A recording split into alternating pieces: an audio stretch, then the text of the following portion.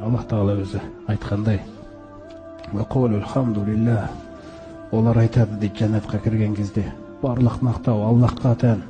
Алхамдулилlah, саддақана ваъдаху. Елшілер арқылы, егер осындай жақсы істесеңдер, жәннатқа кіресіңдер деген уәдесін орындады бізге.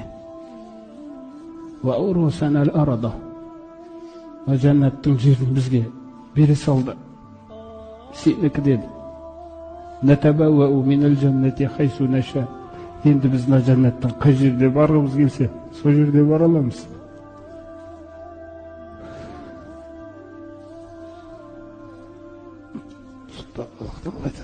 Фаниъма аджрул амилин.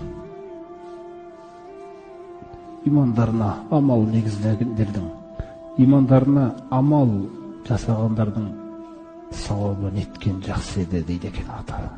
Осындай мәңгілікке қарай баратқан күйіміз бар, құрметті бауырлар. Осындай қорқыныштан кейін ақыреттегі күтіп тұрған Аллах Тағала мұъминдерге, мұъминдердің жүрегіндегі иманына қуат беру үшін келесі аятында айтады: Осиқаллазина тақау раббахум илал жаннати зумара.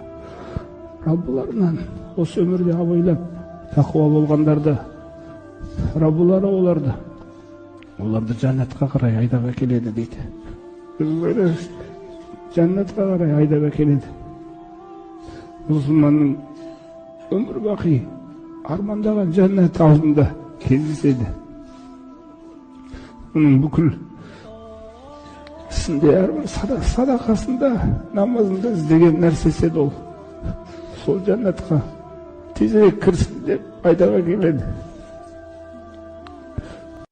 Сондағы періштелері сондай мейірімді. Уақуля лахум хазанату. Қана есіктердің бәрі ашылады да періштелері саламун алейкум деген сөзбен қарсылады екен. Сәлем сендерге, Алланың сәлемі сендерге. Енді ешқандай қорқыныш жоқ сендерге. Тыйпытуым, шамаларын келгенше жақсылап атқарып беріңдер мұсылманшылықты. Алланың дінін, намазын шамаларын келгенше істедіңдер. Жақсы болдыңдар. Сәлем сендерге. Алла Тағаланың үзілмейтін сәлемі. Фатхулуха холидин. Кіріп кетіңдер тезірек мына жәннатқа дейді екен. Сонда жаңағы жәннатқа кірген мұсылмандардың қуанғаны, сол күні олар бір ерекше алхамдулилланы айтады.